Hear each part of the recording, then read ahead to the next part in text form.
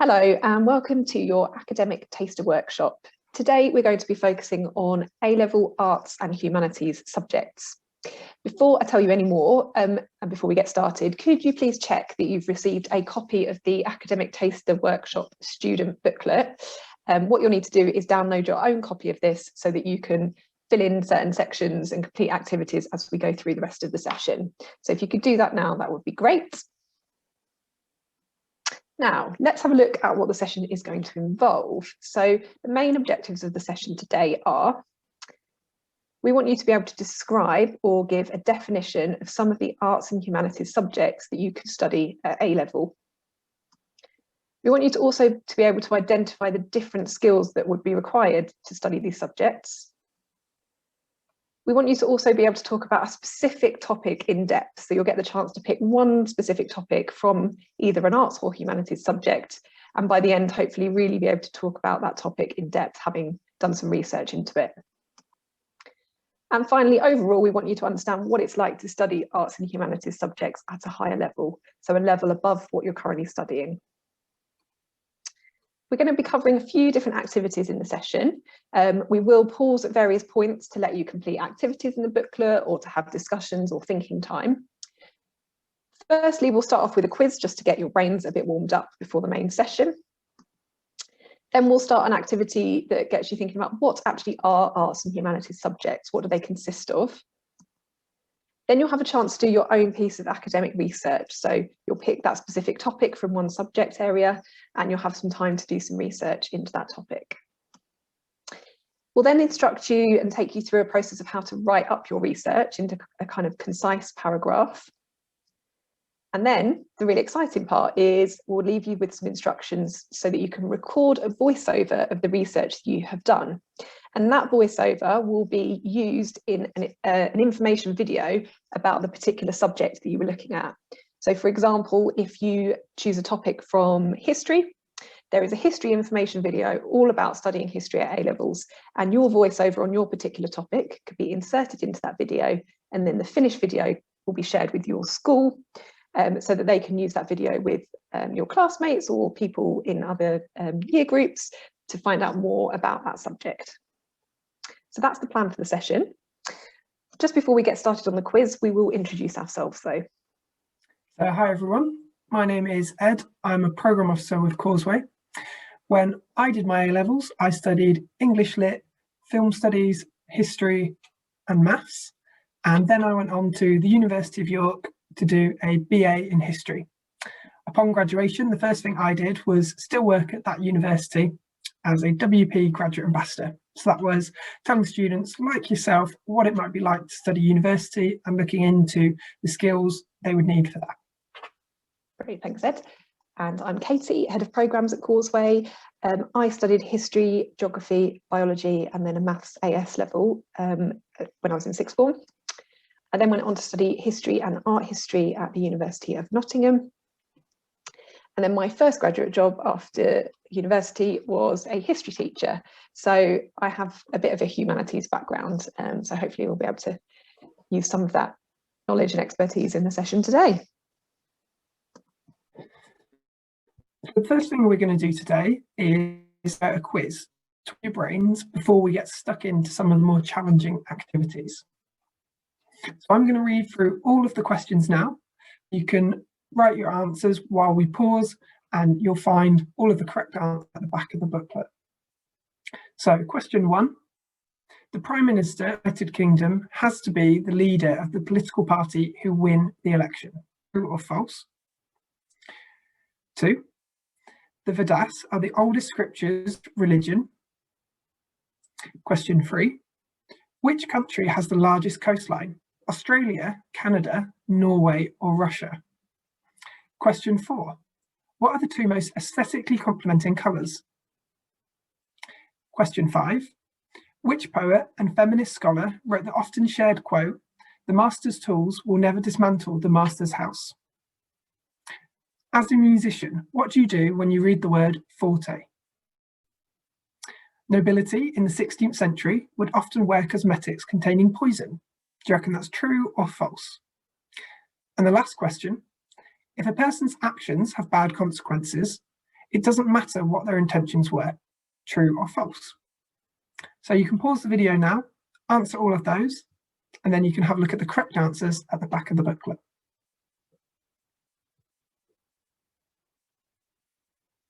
Okay, welcome back. So now we're just going to ask you to either think, or if you've got someone you can talk to, maybe discuss some of the things that have come up from that quiz. So how many did you already know? They're from a range of different humanities subjects there. But so did any of them that you didn't know, did they surprise you? Did anything come up that you didn't anticipate? And then in what subjects do you think you might get to discuss these sort of topics? Some of them might cross over in some of the humanities as well. So where do you think you might come across some of the subjects we touched on? Okay, welcome back. So we're now ready to move on to the second activity of the session, which is looking at what are arts and humanities subjects. So we're going to think about what subjects come under that bracket and what's it like to study those subjects at A level. So before I go through a list of subjects, it would be great if you could either on your own or with somebody that you're working with, have a quick think, have a quick brainstorm about what are all the subjects you think come under that title of arts and humanities subjects.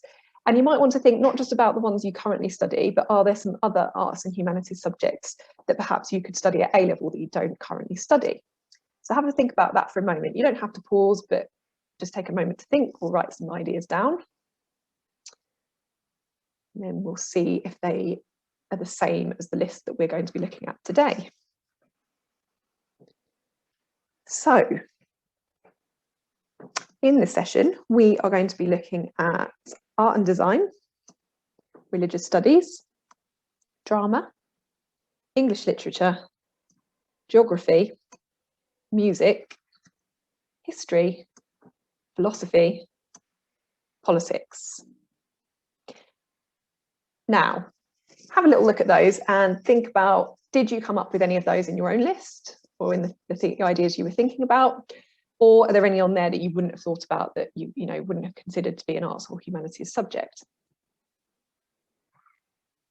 So we're going to set you off with an activity soon so that you can find out a bit more about each of those subjects that we just looked at. So in a moment, we'll direct you to page 3 in your booklets where you'll find a grid to fill in.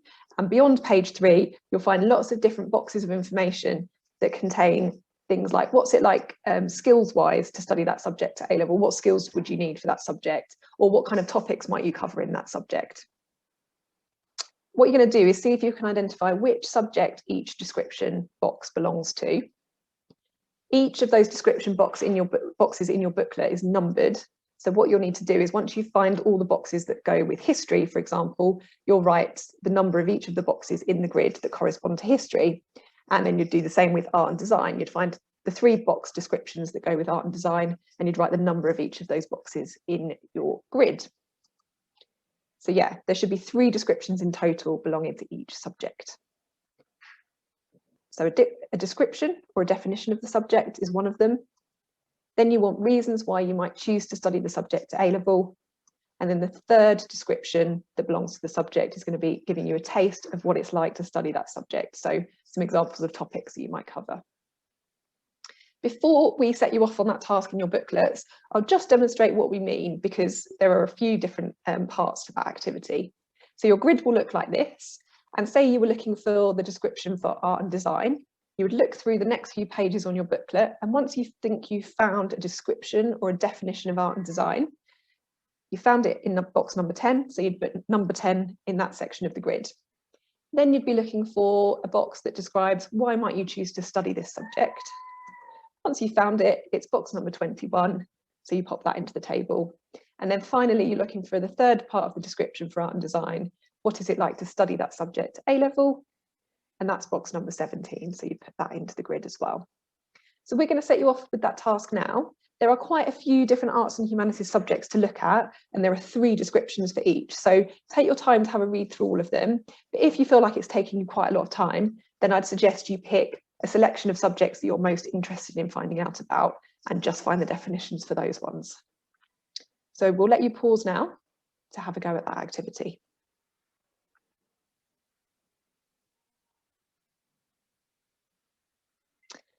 Okay, welcome back. Hopefully you've managed to find, if not all of the descriptions for the subjects, you've found most of them and found the ones that are most interesting to you.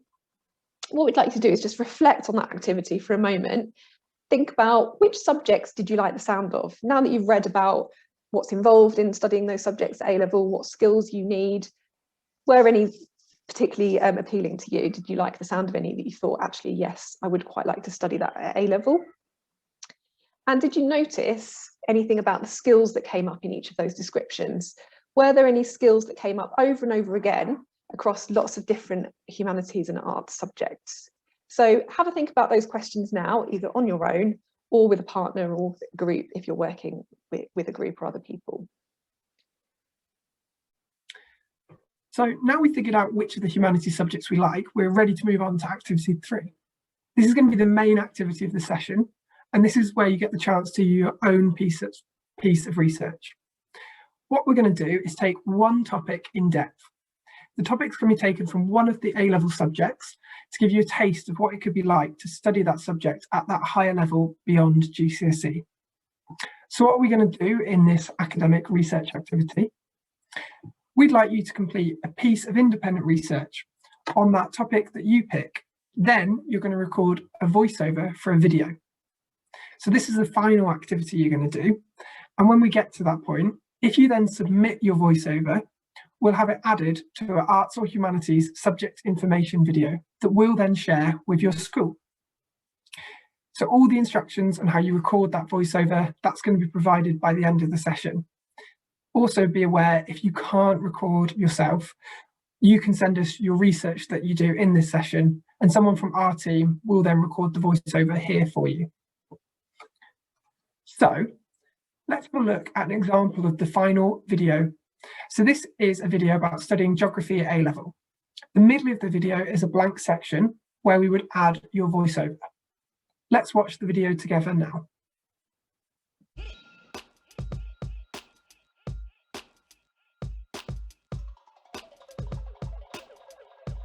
Geography is the study of Earth's landscapes, people, places and environments. It brings together social sciences, human geography, and natural sciences, physical geography. Human geography looks at cultures, societies and economies. Physical geography looks at physical landscapes and the environment. Geography helps make sense of a complex and dynamically changing world and looks at how society, the economy and environment combine to bring about change. It explains where places are, how places and landscapes are formed, and how people and their environment interact. It also explores how a diverse range of economies, societies, and environments are all interconnected and examines natural resources and their sustainable use. You might choose to study geography if you're interested in the people and places and world around you. You're interested in how and why the world is changing. You're logical and scientific, but also enjoy essay writing. You enjoy collecting, analysing, presenting and interpreting data. You enjoy conducting your own research and forming your own arguments. You'll study the natural elements of the world, including the atmosphere, land and oceans. You'll look at things like soil, climates, how the earth was formed and how it is changing over time. You'll also study human geography topics such as population growth, migration, how urban and rural settlements develop, how we work with animals, and even how our economies are affected by the environment we live in. You'll get the chance to think about and analyse big questions to do with poverty, disease, water, energy, and biodiversity. Plus, you could look at specific national issues in the UK, like housing, social deprivation, flooding and regional development. You'll learn to think critically and develop your ability to communicate your opinions and provide evidence for your arguments. Here's an example of the kind of analysis you could carry out.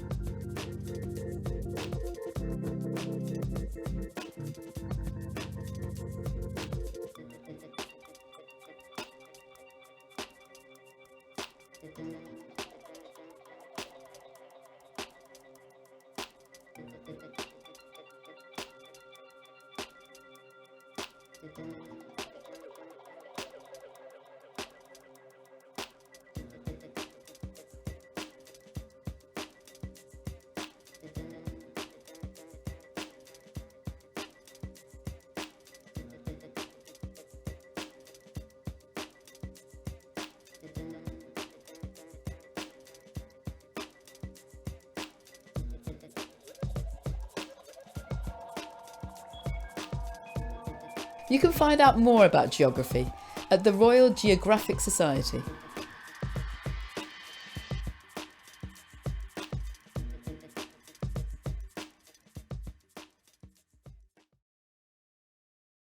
I hope that video gave you an idea of what the finished product with your voiceover added could be like. But now we're going to look at how you're actually going to do the academic research. So these are the instructions to complete the activity. First, we need you to go to page 11 in your student booklet. There you want to pick a subject that you're interested in learning more about. Here is the list that you can pick from. Then, in the booklet, you'll find links where you'll be able to download a group of resources that is similar to a topic in that subject for you to investigate. You can use the information in those resources and the questions that are provided with them to come up with some potential answers. You should start by using the resources we've shared with you in that pack. But if you want to, and this is only as an extension for those who really want to, you can go off and do your own additional wider research into that topic if you wish. So there's a few things you've got to do there. So let's have a look together at an example before we send you off. So here is what the list of subjects looks like in your booklet. In this example, we've picked the drama resource pack. So first, you get a lot of potential resources to look at, and then we have the question grid that you can answer. Here we've got stuff to do with theatre set design, and then on these fact sheets, you can pull out the answers to the questions. So pause the video now, go away and have a look at your chosen resource pack and find some interesting things about that topic. Hello, welcome back. I hope you got on okay with the research and that you found a really interesting topic to investigate. In this next section, we're going to help you with writing up that research into a short summary paragraph that will eventually become the voiceover for those videos that we described. So how to write up your academic research. By the end, we want you to have written a short text of around 300 words about that topic that you've just been researching. Before we get you started on writing up that paragraph, though, we've got a few activities just to help you think about how can you write up a piece of research that kind of feels more like A-level study, so kind of including the language that you might use at A-level. So we're going to look at something called the academic words list. So what is the academic word list? It's a really useful resource to help you learn the words that are most needed to study at A-level and beyond, so what you might need if you go on to study at university. The list contains 570 words that appear most frequently across a range of academic texts. So that's across a whole range of subjects. That wouldn't just be humanities subjects, it could be STEM subjects as well. The list doesn't include words that are in the most frequent 2,000 words of English though. So it doesn't include words like the and are and am, those short frequently occurring words. It's the 570 words that are most frequent, like beyond those regular words. So why and how can you use these words in your writing? Well, the list of words will help you to prepare for studying at a higher level. So studying, as I said, at A-level and at university, so beyond your GCSEs. And what we want you to do is when writing up your research paragraph, we want you to aim to use between 5 and 10 words from the academic words list. So you have access to the academic words list in your booklet on page 12. And what we'd like you to do, we'll get you to pause in a moment and choose 2 to 3 words from that words list and try to come up with a way of using each of those words in a sentence. So let's look at example first of all. You might pick the word incidents from the list, and then you've got to think about how could I use that in a sentence? And we've got an example here. Due to the national lockdown, there has been a higher incidence in sales of jigsaw puzzles. So there's one of your words from the academic word list. So we would like you to pause now, go to that section in your booklet, Have a look down the list and then pick 2 to 3 that you'd like to have a go at using in a sentence.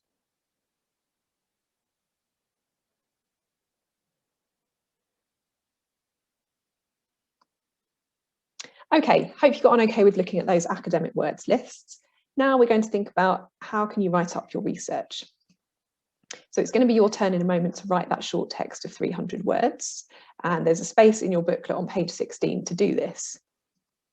How are you going to do it? We want you to use the answers that you found in the research pack that you were completing a little while ago, and you're going to use the list of academic words you were using just now to make sure you incorporate some of that higher level language in the writing that you do. What you need to do is select and summarise the most interesting and important points.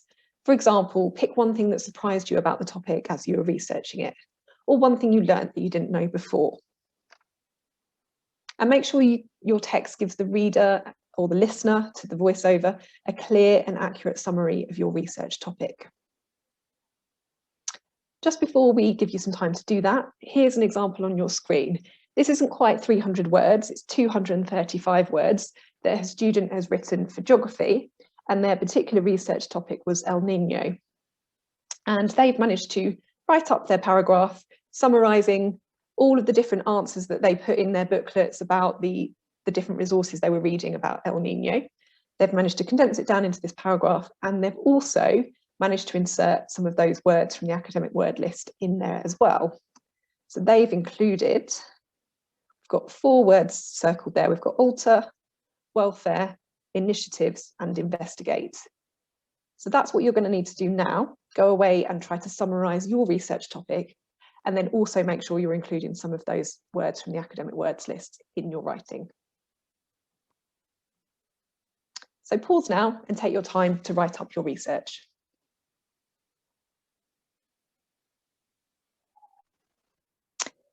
Hello, welcome back. How did you get on? I hope you've managed to write your 300-word summary, but don't worry if you feel like there's a bit more work to be done on it. It's most likely that it will take you a few drafts to get your 300-word paragraph just right before it's ready for recording. We have a checklist to help you with the editing process so that you can get it just right. You can find that checklist on page 17. So some of the things that you might want to think about doing are reading your text out loud. Think about, as you read it out loud, does it actually make sense? Does it flow? Does it give the reader and the listener a clear and accurate summary of that research topic that you were looking at?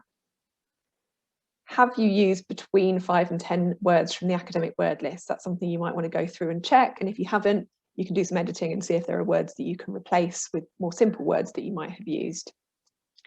And is your text no more than 300 words? So it needs to be around the 300 word mark to make sure that the voiceover recording fits the section in the video that we've left for you to include your voiceover in.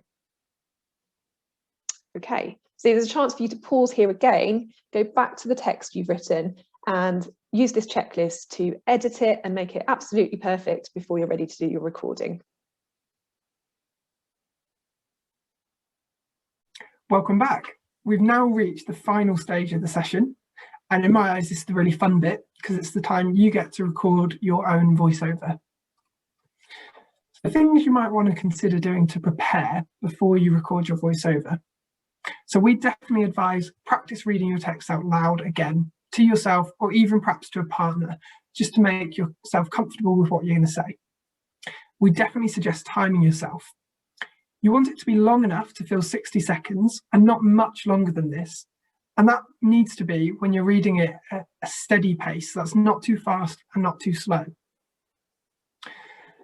As a bit of an extension, you might want to think about how you could make your voiceover as engaging as it could be. So maybe think about some really good voiceovers you've heard on documentaries or anything you've watched on YouTube. Things you could think about including are perhaps a fun or unusual fact. Often asking a rhetorical question is a really good way to end a voiceover. And always think about the fact you want to vary your tone.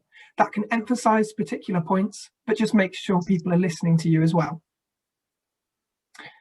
So when you feel prepared enough, it'll be time to record your voiceover. There's 2 options we can point you towards doing for this. If you've got access to a mobile phone or maybe a tablet, there might be a voice memo tool and you can record yourself on there as a clip. With a computer or a laptop, there might be a specific app you can use on it to record yourself as well. Either way, you want to save the file and then you can send it to us as an attachment to an email to the address we'll give you later. Remember that if you can't record yourself, don't worry. We still want you to be able to enter the competition. So send that research paragraph you've written, drafted as a voiceover, and one of our team will then record the voiceover to ensure you can still enter the competition. So now is the exciting time for you guys to record your voiceovers. So pause here and have a go at doing that. Okay, finally, the final instruction for you, once you've recorded your voiceover, is to send us your work. So please send your work along with your full name and the name of your school to the Causeway team email address, which you can see on your screen now. So it's info@causeway.education. So send us your work as an attachment and include your full name and your school name. If you've recorded the voiceover, then obviously your attachment will be your 60-second audio clip. But don't worry if you haven't managed to record an audio recording, you can still send us your research summary. So send us the 300-word summary paragraph, and then someone in the Causeway team can record that for you and insert it into the video. If you submit your research or your voiceover to us, we will add it to those videos that have a blank space in the middle of them. We'll credit you for your work by including your name and your school, and we'll share the final video with your school, and your school can then use that video however they like, and you'll be a bit famous in school because your voiceover will be in the middle of that video. Thank you and good luck.